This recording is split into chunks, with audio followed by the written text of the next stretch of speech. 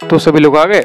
Last वाली video में हम लोगों ने महात्मा गांधी की आउटलाइन को ड्रॉ किया था और आज की इस वीडियो में हम लोग इसमें शेडिंग करने वाले हैं। पेपर मैं यहाँ पे यूज कर रहा हूँ BRuSTRO 200 GSM, जो कि थोड़ा रफ टेक्सचर वाला पेपर है और इसे मैं ग्रेफाइट पाउडर का यूज करके बनाने वाला हूँ। अगर आप लोग ग्रेफाइट पाउडर के ऊपर ट्यूटोरियल चाहते हैं तो कमेंट बॉक्स में यस लिख देना।